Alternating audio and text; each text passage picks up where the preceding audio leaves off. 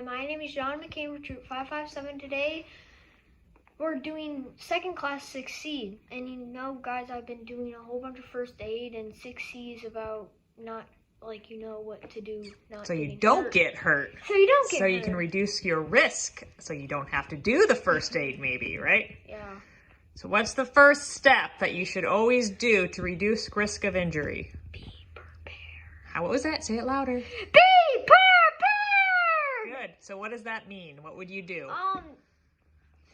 Wear the right gear for, like, doing stuff. Oh, so if it's raining, what would you bring? Rain gear. If it's cold out, what would you do?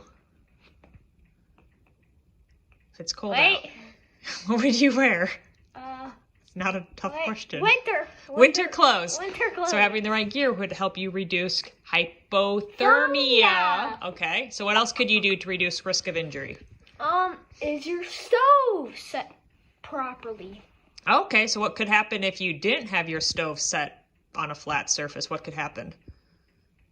Well, it could fall over, right? And you could get burned.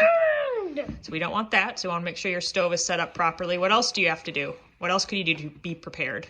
And we actually got a green egg today. We set it up like 20 minutes ago. It was big. Yeah. Okay. Anyways, back to being prepared. What else do you ask yourself? Am I chopping correctly, or am I away from others? The blood circle. The blood circle. So if you're using a knife or an axe, you don't want to be by other people because you don't want to cut them. Yeah, we don't want that. Then what about if you're out hiking, and how could you reduce injury by being like bitten by another animal? What would you think before you? Do I want to pick up this rock? Is there going to be a snake under it? Good job. Good job. All right. So what else could you do to help reduce risk of injury? Learn. Learn? Like what? What would you learn? Use the gear the right way. Okay.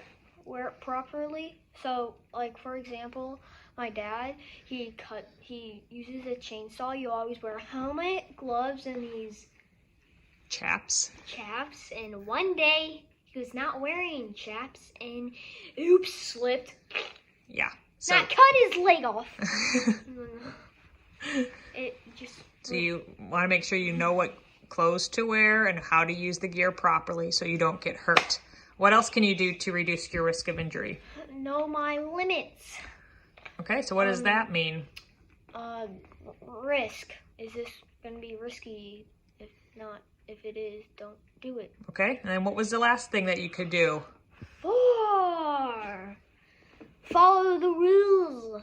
Okay, what does that mean? Besides the obvious.